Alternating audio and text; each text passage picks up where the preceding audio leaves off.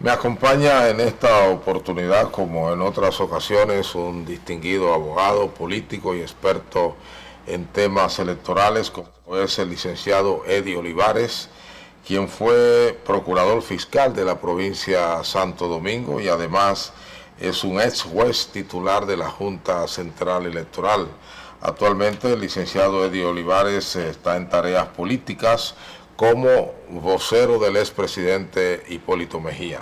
Con él vamos a conversar de política, pero en función de temas electorales y también en función de la actualidad de estos tiempos con miras al proceso electoral del año 2020. De manera que les invito a esta conversación con un entrevistado que siempre es interesante escucharle, como lo es el licenciado Eddie Olivares.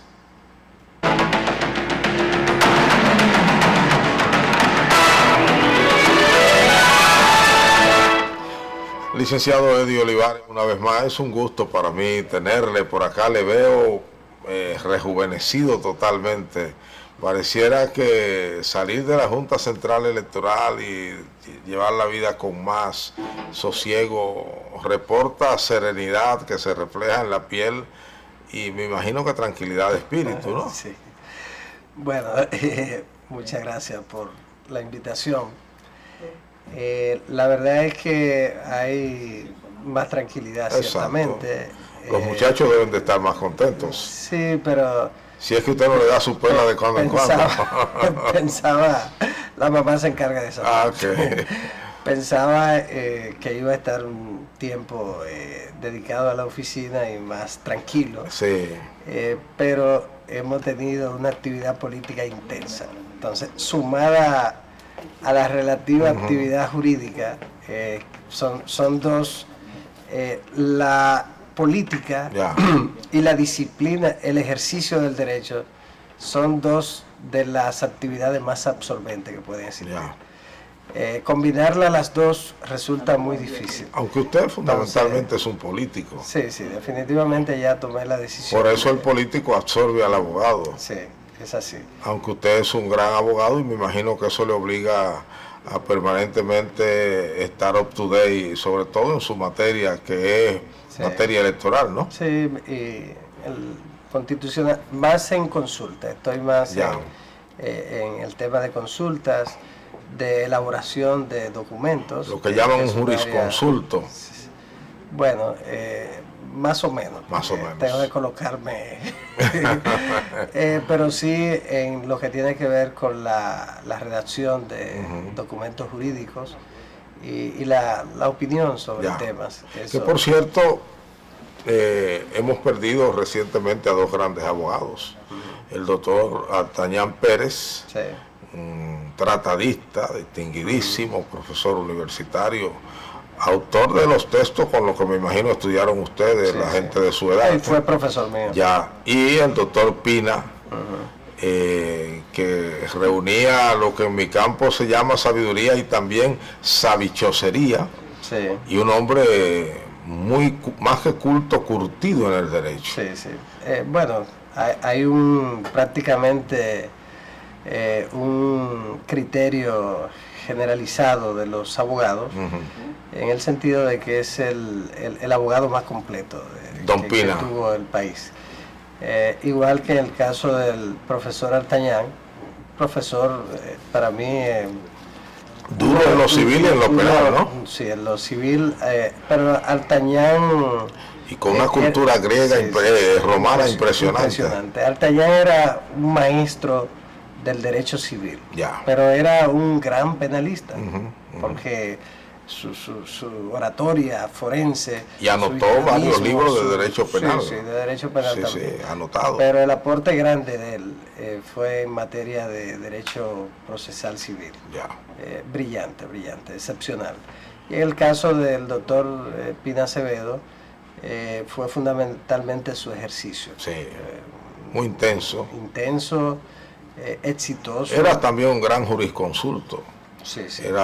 Evacuaba muchas consultas, quizás tantas como las veces que iba a los tribunales. Sí, así es, era un hombre. Hay una frase que quedó en la memoria del derecho, aquella de que en el caso Jorge Blanco, cuando le preguntaron, bueno, yo soy un técnico seco, así bien, para justificar su manejo, su participación, participación siendo reformista en ese entonces, ¿no? Sí.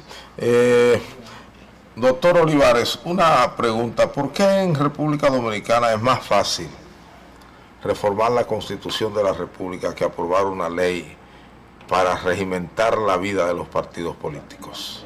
Lo que pasa es que en la República Dominicana, no solo en lo que tiene que ver con las reformas políticas, sino también en lo relativo a otras leyes orgánicas que debieron ser reformadas a partir de como consecuencia de la 2010, de la reforma constitucional del 2010.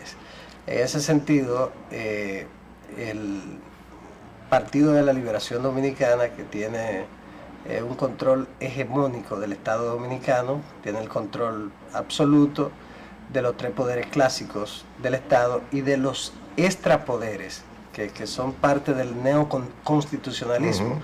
Algunos ya son antiguos, pero no tenían la condición de extrapoderes, como es el caso de la Cámara de Cuentas, que es una de las 2 instituciones más antiguas de la República Dominicana, nació en el año 1844. Así es. Y el caso de la Junta Monetaria, otro extrapoder es la Junta Central Electoral, 1923, el Tribunal Superior Electoral y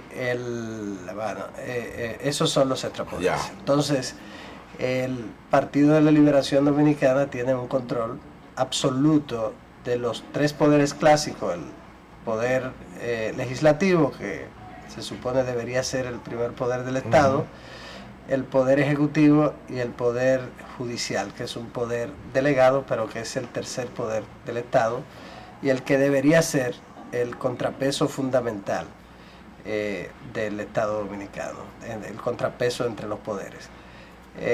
Está también el Tribunal Constitucional. Correcto.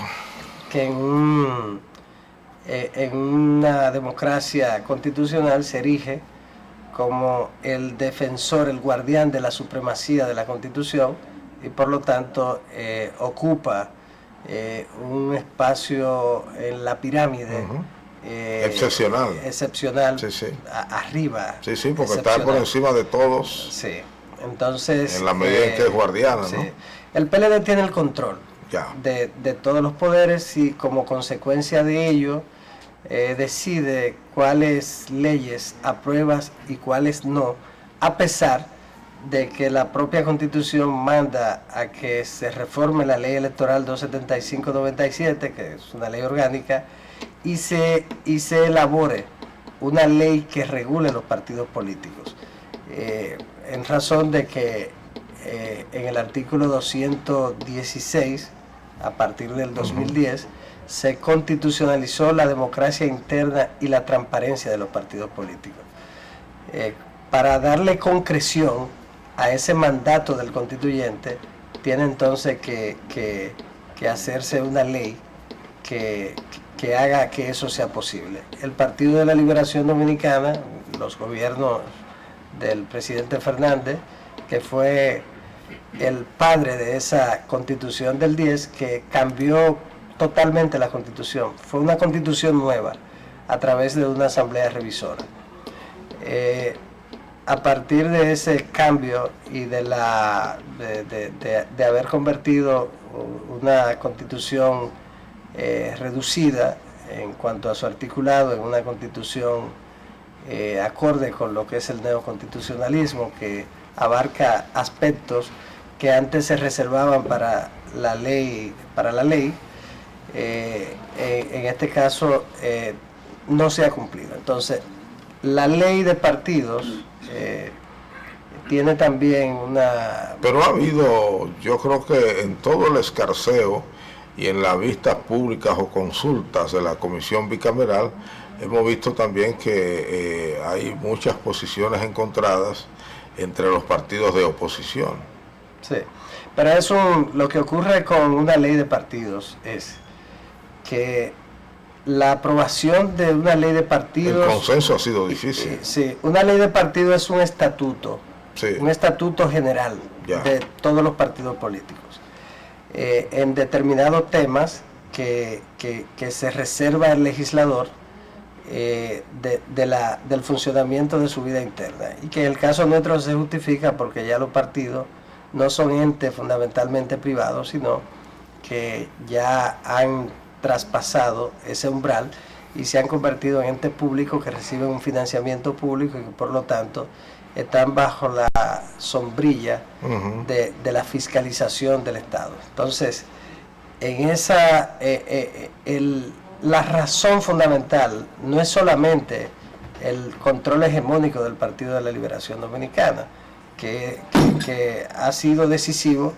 y que de ninguna manera el presidente Fernández ni el presidente Medina van a poder justificar en el futuro no haber aprobado la ley de partidos, porque debieron hacerlo en razón de que la Constitución lo manda y la ley de desarrollo y todo esto. Entonces, ahora, eso choca con un principio de el autor clásico, el teórico más importante de los partidos políticos, que fue el sociólogo alemán Robert Michel. A finales del siglo XIX y principios del siglo XX, Robert Michel elaboró una tesis sobre el funcionamiento de los partidos que se llama la ley del círculo de hierro de las oligarquías partidarias, en el que se establece que los partidos políticos,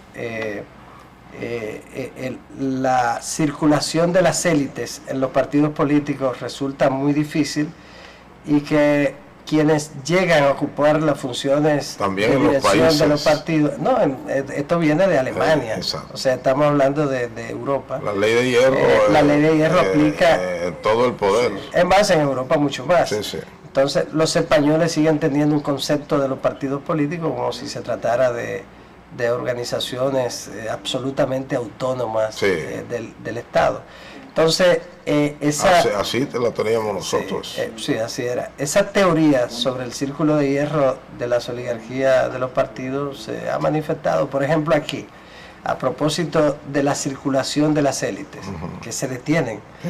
Por ejemplo, aquí, en el PLD, usted se va a encontrar con que los fundadores del partido son parte del comité político. No han salido jamás, solo salen con la muerte o con una renuncia. Así en el PRD. Entonces, en el PRD, viejo, igual, cuando usted, y ahora, y en el PRM, en todos, cuando usted llega a ocupar una función... Solo que dicen que el círculo de hierro del PRM es de 2 personas. Sí.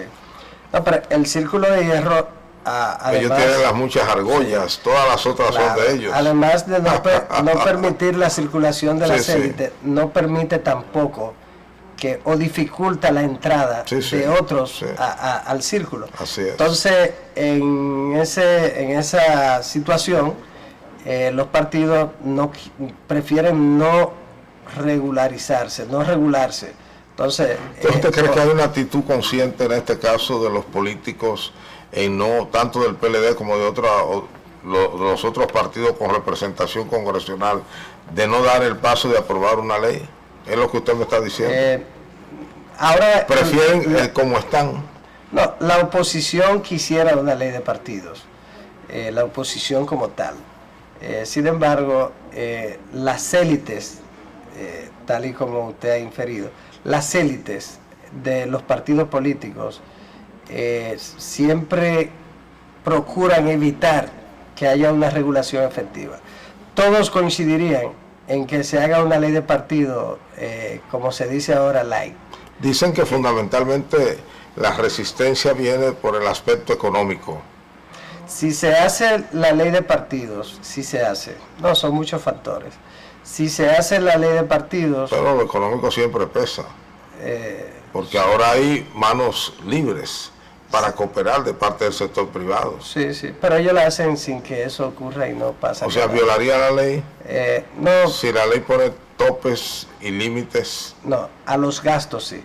pero no a la contribución privada. El problema es que, fíjese que la ley 275/97 es una ley balagueriana en su esencia, porque su origen se remonta a los años 60, 70, y luego se produjo la modificación del 1997. Esa ley solamente regula el financiamiento público. Sí, exacto. No tiene regulación para el financiamiento privado. Siempre se dijo que ganaron los partidos cuando ello ocurrió. Sí, claro que sí. Entonces, ese criterio es un criterio que se mantiene. Pero dicen que los partidos actualmente prefieren que siga así. Claro que sí. Incluso sí. Hay quienes dicen que el sector privado también, porque no tienen la obligación de ciertos niveles de transparencia, no tienen que decir a qué partido le dan dinero, etcétera. Bueno, pero al sector privado debería ser lo contrario, porque hacen un aporte. Sí, pero ellos juegan un juego de connivencia. Sí, claro. Entonces, no les gusta que sepan a qué partido ellos apuestan. Bueno, ellos le dan más al que tenga el poder, independientemente de que... y al que está en la bolsa electoral, al que tiene más posibilidades de ganar. A ese le dan más, sobre todo en la segunda vuelta. Sí, así es. Pero lo más importante en eso es que no hay regulación para la contribución privada. Y ese es un tema. Eso es por eso le digo que lo que he escuchado en los corrillos políticos es que todos los partidos prefieren que siga el statu quo, claro que sí, en términos por lo menos del financiamiento. Claro que sí. Y la Junta, el interés de la Junta es tanto con el estatuto del partido como con el nuevo estatuto que tendría la Junta, es tener más capacidad legislativa para ella normar vía resoluciones, etcétera, el proceso electoral. Sí, lo que pasa es que independientemente de que se determine un tope para la contribución privada o el tema medular de lo que tiene que ver con la contribución privada, que es la publicación de los contribuyentes que privados, es lo que nadie quiere. Que es lo que nadie quiere. Esa es la esencia. Ahora el tope, todo eso es otra cosa. Pero en esa esencia todos están de acuerdo los partidos. Entonces uno se pregunta por qué no aprueban el estatuto. Público. Claro que sí. Entonces está el tema de transparencia, rendición de cuentas, etcétera, que tendrían que hacer. Que pero se rinde cuentas. Bueno, al estilo dominicano siempre se rendirá cuentas. No, lo que pasa es que si usted rinde cuentas, pero lo único que hay regulado es el financiamiento público, usted nunca va a rendir cuenta de una manera realmente transparente, porque ¿qué cuenta usted va a rendir del privado? Entonces cualquier situación no se rinde cuenta teóricamente de todos los ingresos, pero lo que se pone una cantidad muy mínima. Entonces, de lo público, al final de cuentas, si hay cualquier tipo de desbalance en lo público, para usar un término contable, si hay un desbalance, se resuelve con lo privado. Licenciado, vamos a hacer un paréntesis para regresar con este y otro temas, porque el joven nos está haciendo una seña insistente.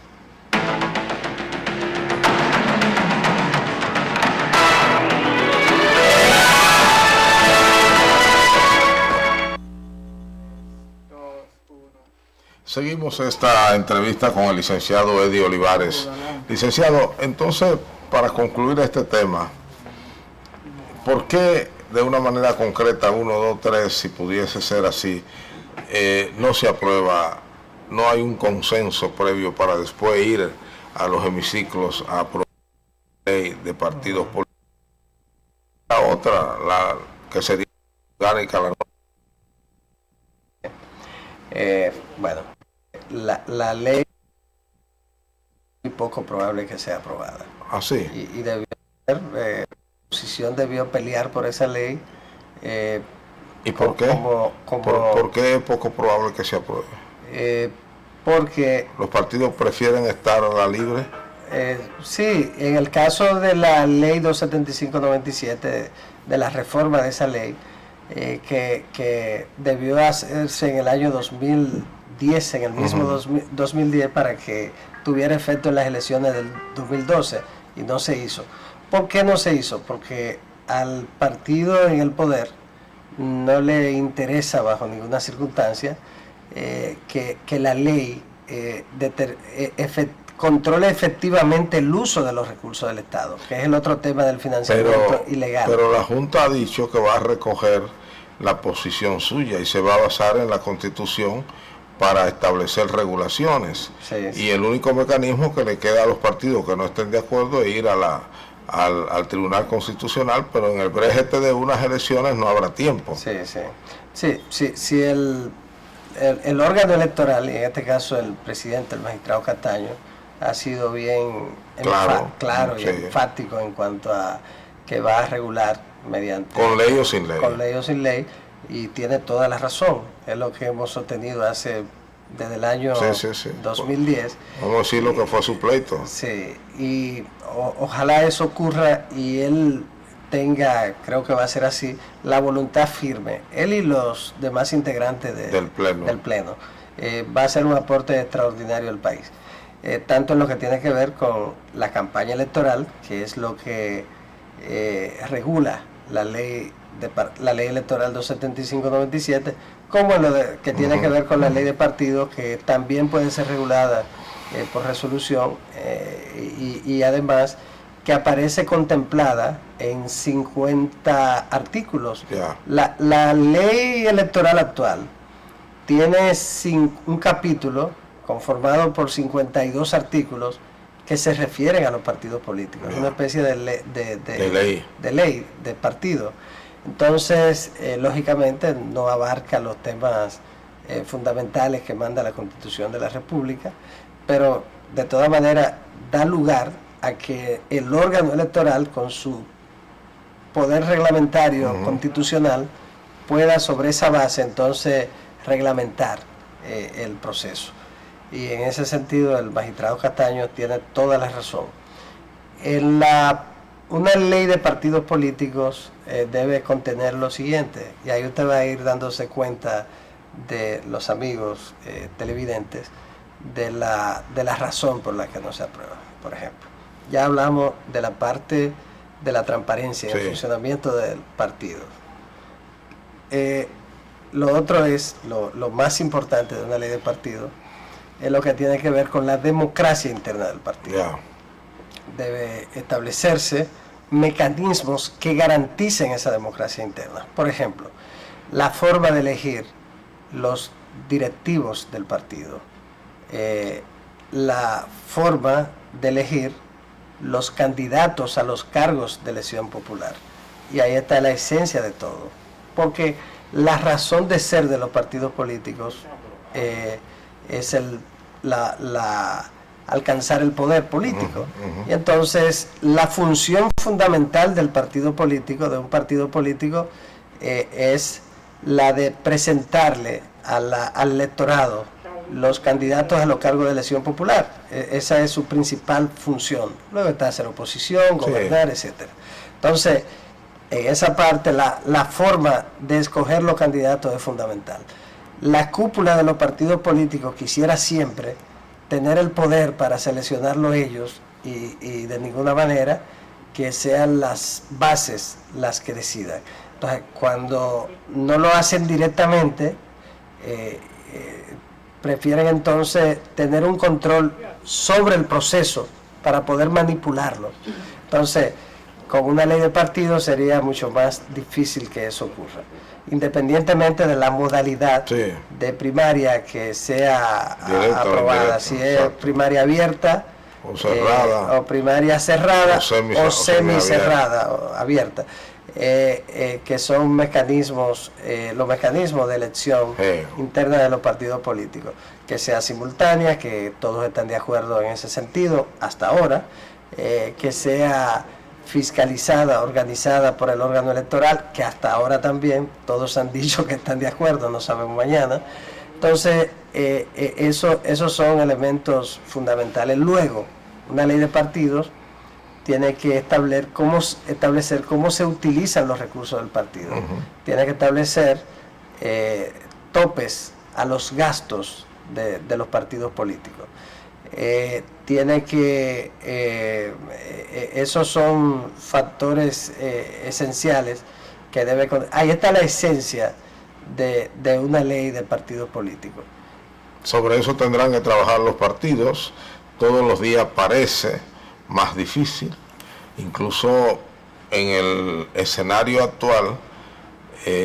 La decisión que tomó el Partido de la Liberación Dominicana lo que hace es que complica más la posibilidad de una aprobación de parte del Congreso de una ley de partidos y también de una ley electoral. Sí, manera que yo creo que en el 2020 tendremos que tener elecciones con la tutela que salga del Pleno de la Junta Central Electoral en base a la Constitución de la República. Todo parece indicar que así será. Licenciado, ¿cómo va el hipolitismo? El presidente Mejía... el presidente Mejía sigue aspirando a ser candidato presidencial por el PRM. Sí, claro que sí. El presidente Mejía está decidido a convertirse en el candidato. ¿No se ha convencido de que él debe dar parte al relevo? No, todo lo contrario, porque ahora hay una situación muy especial. Lo que antes podía justificar ese criterio sobre el proceso del 20, ahora es lo contrario, ahora lo favorece a él. Ocurre que para desplazar al Partido de la Liberación Dominicana del poder, para sustituirlo, se necesita que lo haga alguien que tenga la experiencia suficiente, la confianza, la aceptación, que no sea un signo de interrogación para los sectores que inciden en los procesos electorales. O sea, detrás de ese razonamiento... Estamos hablando de los fácticos también. Sí, detrás de ese razonamiento está la afirmación de que el licenciado Abinader no tiene esas condiciones que te acabo de mencionar. No, yo no digo que que no la tiene. Por argumentos contrarios. Bueno, pero yo prefiero decir que el presidente... En la lógica... Yo prefiero decir lo siguiente. Al presidente Hipólito Mejía lo conoce todo el mundo. Usted puede estar de acuerdo o en desacuerdo con su estilo ¿Y a Luis Abinader? De manejar las cosas. ¿Y a Luis Abinader? Bueno, es distinto porque Luis es un político... No lo conoce todo el mundo. Que no ha ocupado funciones públicas. Entonces, para conocerlo primero ahí está lo que yo le estoy diciendo. Una función pública. ¿Usted piensa que el otro no reúne las condiciones que el licenciado, el ingeniero Hipólito Mejía tiene? Sí, pero yo mi propósito no sería descartar, sino fundamentar. Descartar suavemente. La tesis que descartar suavemente. Sí, fíjense lo que pasa. En el año 1978, se inició en la República Dominicana la tercera ola democrática para América Latina. Sí, cómo no. Se inició aquí. Y eso lo reconocen todos los cientistas, políticos. Y quien se encargó de hacer ese proceso de transición del balaguerismo neotrujillista hacia la democracia, hacia la libertad, fue don Antonio. El PRD, digamos.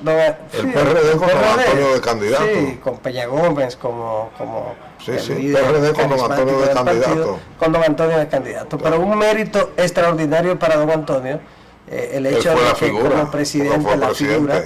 Y, no hay dudas. Y sin lugar a duda en ese momento el PRD tenía figuras más populares inclusive que don Antonio, como Salvador Rojas Blanco, ya hombre joven, profesional, brillante, y era ya muy popular. Jacobo Masluta también era un hombre popular. Don Antonio era el hombre que venía de un ejercicio privado exitoso y de haber sido secretario de Agricultura en el gobierno de Bosch. Y además... Y además tomado en cuenta para... Haber sido casi presidente en el 65. Sí, de manera que era una figura relevante en el país, dentro y fuera de su partido. Dentro y fuera de su partido. Entonces, no dividía a su partido, porque alrededor de él nunca se dijo que era un PRDista con vacaciones. Exacto. Pero era el hombre que tenía la confianza Sí. de todos los sectores. Por su estilo. País. Por su estilo, era un hacendado, sí. tenía la confianza entonces de ese sector que era decisivo en ese tiempo para el país, y tenía también el de los empresarios y todo. ¿Usted me está haciendo un paralelo entonces, entre Hipólito y don Antonio? Sí, vamos a ver si queda bien el paralelo. Entonces, don Antonio cumplió. Don Antonio le dio al país lo que el país en ese momento demandó: libertad. Libertad. La democracia abrió las celdas, abrió los aeropuertos para el retorno de los exiliados, etcétera. Y también contribuyó en gran medida con una mejor redistribución de la riqueza en ese momento, y recuperó bienes del Estado. Ahora, esa transición, solo la persona idónea para hacerla era don Antonio. En este caso, para sustituir al Partido de la Liberación Dominicana, después de 16 años consecutivos de control absoluto, hegemónico del Estado Dominicano, tiene que ser una persona que goce de la confianza de todos los sectores del país. Hipólito Mejía es un hombre que... Le reitero mi pregunta: ¿usted piensa que Abinader no reúne esa confianza? O sea, si él fuese electo mañana candidato presidencial, ¿usted dudaría que él pudiera hacer esa transición del PLDismo a otro esquema de gobierno? Bueno, nadie sabe, pero yo lo que le pero digo... es lo que usted me está diciendo. No, yo le digo que la persona idónea es Hipólito Mejía para hacer esa transición, sin lugar a duda. Hipólito asume el poder... Es una visión desde la militancia, asume el poder en el 20. No, este es el análisis... Pero desde la militancia. No, al margen de la militancia. Este es un análisis ya... es muy... Que usted incluso lo haría si fuera el vocero de Luis Abinader. Bueno, si fuera el vocero de Luis Abinader, no haría este análisis. Porque no sería conveniente para Luis como candidato. Ahora, ¿qué ocurre? Y aquí sí usted podría decirme que si es así. En el 20, si el candidato es otro que no sea Hipólito Mejía, y yo estoy seguro que el presidente va a ser el candidato del Partido Revolucionario Moderno. Pero plantee su hipótesis, que sí, yo me imagino que usted la considerará absurda, pero la puede plantear. Bueno. Porque usted entiende que el candidato va a ser don Hipólito. No, yo considero que es lo que requiere, lo que necesita el país. En el 20, por ejemplo, se necesita un presidente que vaya a gobernar. Nosotros tenemos 16 años de gobierno de sondeo. El Partido de la Liberación Dominicana, sus dos gobiernos, se han dedicado fundamentalmente a eso lo enseñó Hipólito Mejía aquí. No, eso no es verdad. Hipólito Mejía andaba con una excelente encuestadora siempre a su derecha. Pero asumía... y decía, ¿cuáles son los números? No, pero asumía sus responsabilidades como gobernante. Y ahí están los hechos. La crisis bancaria, todo ¿Usted eso. piensa que en el PLD no se asume responsabilidad? No, el PLD no asume responsabilidades. El PLD no ha gobernado, el PLD se ha dedicado... ¿No ha gobernado el PLD? ¿Se atreve a decir? No, el PLD no. ¿Qué puede exhibir realmente el Partido de la Liberación Dominicana sobre la base de un gobierno responsable? ¿Qué puede exhibir como gobierno responsable? A su juicio nada. No, porque han sido gobiernos de sondeos, han sido gobiernos del estilo Joao, de ilusión, de fantasías. Pero Joao apenas tiene 5 o 6 años en el escenario. Bueno, habían otros Joao, 18 años. habían otros. Entonces, ¿usted niega las escuelas? ¿Usted niega el metro? ¿Usted niega la barquita? Yo le digo, en 16 ¿usted años. ¿Usted niega la visita sorpresa? En 16, sí, ¿Usted niega 1 millón de dominicanos que salieron de la pobreza? ¿Cuáles son los resultados de la visita? Según el presidente. ¿Un qué? 1 millón de dominicanos salió de la pobreza, según el presidente. Esa es la última demostración de que Joao vive. Ese es el estilo Joao. Pero usted niega eso. La diferencia... ¿Usted niega todo eso? Que en el caso de Brasil, por ejemplo, Lula realmente sacó una gran cantidad de brasileños de la pobreza porque lo convirtió en personas que se dedicaron a realizar una actividad. En el caso de los gobiernos del PLD, le han dado una limosna a un grupo de personas y lo han sacado de la pobreza monetaria, porque reciben 2.000 pesos, 3.000 pesos. Usted sabe que el mismo hombre que asesoró la barquita y está asesorando el nuevo Domingo Savio, es el mismo hombre que asesoró a Lula para reconvertir las favelas brasileiras. Bueno, ojalá que no termine el gobierno en la situación que terminó el gobierno del... Entonces, volviendo a mi pregunta inicial, para usted,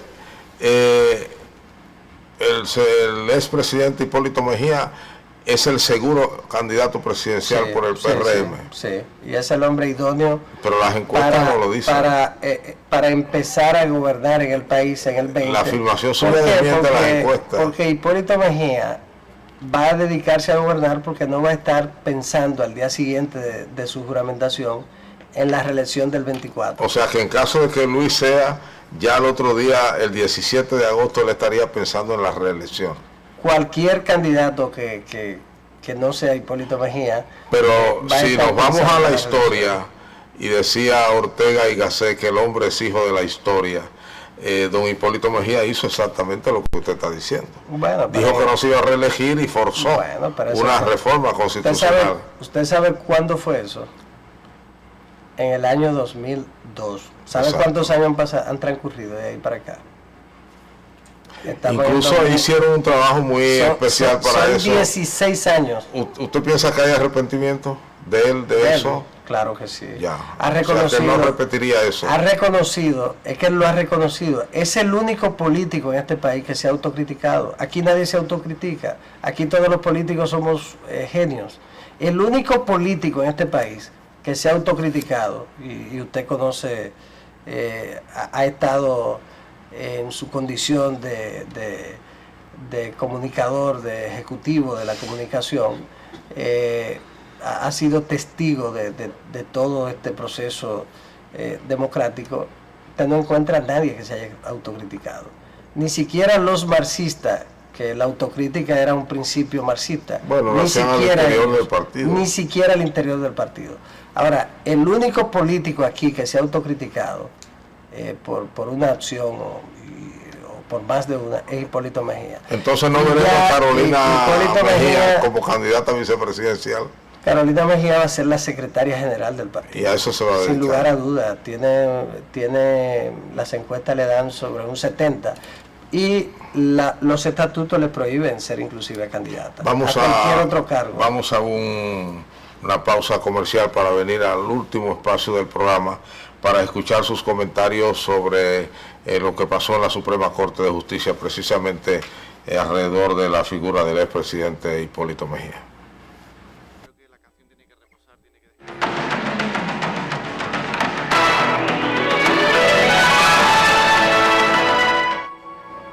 Venimos a la parte final de esta interesante entrevista con el licenciado Eddie Olivares, es procurador fiscal de la provincia de Santo Domingo, el primero, y además es juez titular de la Junta Central Electoral y actualmente vinculado a tareas políticas en el Partido Revolucionario Moderno como vocero del expresidente Hipólito Mejía.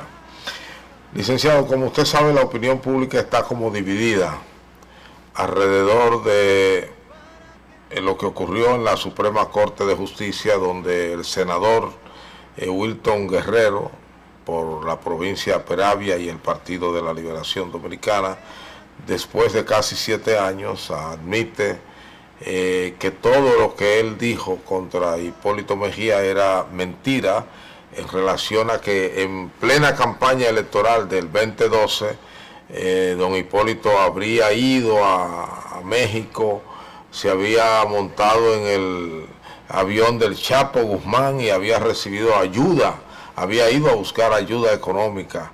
Ahora, 6 años después, 7 años después, él dice, no, todo eso es mentira. Y aparentemente eso se hizo previo a un acuerdo con la Suprema Corte de Justicia.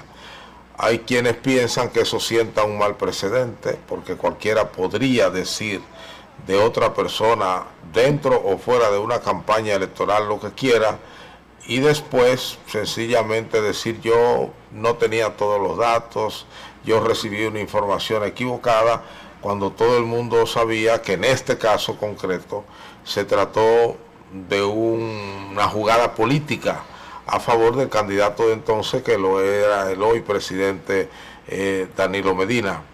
Hay quienes piensan que el proceso debió seguir hasta condenar al senador Guerrero. Sí. Ese viaje del presidente Mejía aquella vez a México y las palabras calumniosas del senador Guerrero se produjeron una semana antes de las elecciones. Sí. El presidente Mejía, para dar un impacto, sí, buscar un efecto sí, electoral, por claro, supuesto. Recuerda que el presidente Mejía había estado encabezando la simpatía del electorado y se necesitaban mecanismos, además del que el presidente Fernández había anunciado de usar 55.000 millones para el presupuesto y el petróleo de Venezuela, el dinero de Brasil, etcétera. Además, este golpe en esa semana. Entonces, el presidente había ido invitado a conocer el museo del empresario Carlos Slim, que está allá en Sinaloa. Y de ahí fue que se inventaron usaron ese argumento para tratar de bajarlo en la simpatía popular. No sabemos, y quizás no sabremos nunca, cuál fue el impacto que tuvo esta calumnia del senador. Sin embargo, en términos electorales. Sin embargo, le causó un daño terrible a lo que tiene que ver con la integridad del proceso electoral. Y por eso es importante, la lección de esto debe ser que el órgano electoral debe ser mucho más activo en lo que tiene que ver con prever, evitar este tipo de situación y actuar. Correcto. Porque la política no puede manejarse de esa manera. No puede ser selvática, ¿no? No puede ser selvática ya con temas tan profundos, temas que pueden afectar, que afectan no solo la parte electoral, sino también la familia, y en ese caso fue un daño terrible. La aceptación de la retractación del senador, yo pienso que tuvo mucho que ver con el compromiso de estadista del presidente Hipólito Mejía con la institucionalidad. Se había presentado una situación que iba a afectar significativamente. ¿Cuántas audiencias llegaron a celebrarse? ¿Usted conoce el número? Fueron unas 12 audiencias. Pero más interesante. En 7 años, ¿no? En 5 años y 7 meses. En 5 años, 7 meses. Pero aparte de eso, es importante destacar que los abogados del presidente Mejía, Julio Curi y Jesús Félix, sometieron 12 o 13 solicitudes de pronto conocimiento del proceso. Y tampoco fueron atendidos. Todas fueron rechazadas. Hubo una denegación de justicia, sin lugar a duda, contra el presidente Mejía. Un proceso que debió conocerse en no más de 2 años, no se terminó de conocer nunca, porque ahora apenas iba a empezar. Se hicieron una serie de maniobras para afectarlo, y lo mantuvieron congelado con el propósito de provocar un cansancio del presidente Mejía, o de eternizarlo para que no se conociera nunca, o luego solicitar la extinción, como lo hizo la barra de la defensa del senador. De todas maneras... ¿Solicitar qué? La extinción del proceso. O sea, sí. Mientras Hipólito era la víctima, ellos decían, como si fueran la víctima, que el proceso se había extinguido. Eso colocó a la Suprema en una situación muy difícil, y el magistrado Herrera Carbucia, que presidía la audiencia, o presidió las audiencias, le llamó al senador y le hizo una exhortación para que se retractara. Entonces se aplazó una semana, y el día 14, el día de San Valentín, por cierto, el tribunal acogió la retratación del... Ellos llevaron, Wilton llevó su retratación ya elaborada. Sí, la llevó elaborada. Y entonces el presidente Mejía hizo un pronunciamiento frente al pleno de los jueces de la Suprema. Le recriminó la crisis de institucionalidad que tiene el país y le reclamó a la Suprema. Y le reclamó a la justicia que este tipo de casos sean atendidos porque atentan contra no solo contra el buen comportamiento de los políticos y el funcionamiento de la política, la buena práctica de la política, sino también contra la familia y todo esto. Fue muy interesante. De modo que el presidente ahí actuó, sobre todo... ¿Usted como abogado vio bien en la decisión de don Hipólito de acogerse, digamos, a esa conciliación de último minuto, que lo único que hacía era evitarle la chirola a Wilton? Por lo menos el pago de una multa y quizás una indemnización a favor de Hogar Crea. Si el presidente lo iba a donar al Museo Trampolín, Museo Trampolín que preside doña Rosa y otras instituciones. ¿Y ese museo es de qué? Es un museo para niños. ¿Museo? Sí, es un museo interesante que ojalá usted lo visite, que está ubicado en la ciudad colonial, al lado de la fortaleza Osama. Lleva muchos años y es un museo que lo visitan cientos de niños cada año. O sea que el museo perdió. El museo perdió un dinero. El museo pudo haber recibido un buen dinero, pero creo que lo más importante es que se le puso fin a ese episodio. Y le pregunto a usted como abogado, ¿esa decisión sienta jurisprudencia o no? Ese caso, por el hecho de que se le denegó la justicia al presidente Mejía, se le negó la tutela efectiva del que él era acreedor, y no se respetó el debido proceso, que son derechos fundamentales, y pienso que deja una lección en los políticos de que ese tipo de comportamiento no se debe permitir, y deja una lección en lo que tiene que ver con el funcionamiento de la Suprema Corte de Justicia. El Poder Judicial debe convertirse en un poder independiente. En este caso actuó al servicio del gobierno.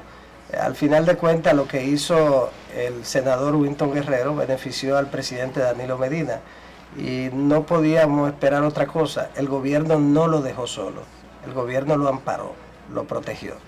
Al final se llegó a una solución, porque durante 5 años y 7 meses, eso sí queda para la historia, no fue posible hacer justicia en un caso en el que se perjudicó al ciudadano. No nunca se conoció el fondo. Nunca se conoció, no se llegó nunca al fondo. Se afectó al ciudadano Hipólito Mejía. Y fíjese lo que es la vida. Si no hubiese sido un tema político y si hubiese tratado un tema público, pero empresarial, de cualquier tipo, se hubiese fallado en año y medio, 2 años.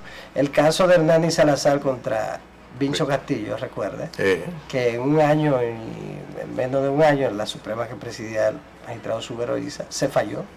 Y condenaron al doctor Marino Vinicio Castillo a pagar una indemnización de $1 millón a Hernani Salazar. Pero eso duró un año.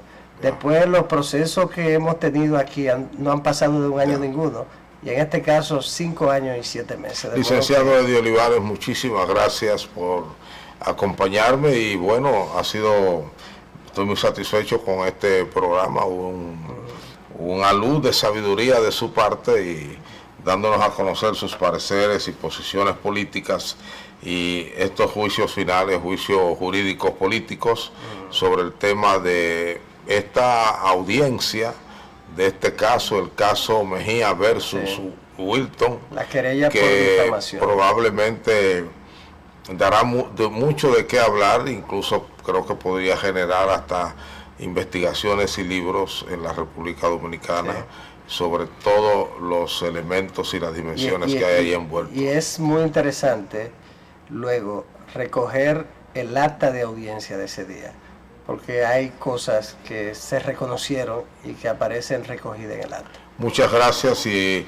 espero que no se me pierda. Yo sé que los entresijos de la política me lo tienen muy agarrado, pero yo espero pronto tenerle de nuevo para que hablemos también de lo divino y de lo humano. Sí. A ustedes gracias por igual, nos vemos en el próximo programa.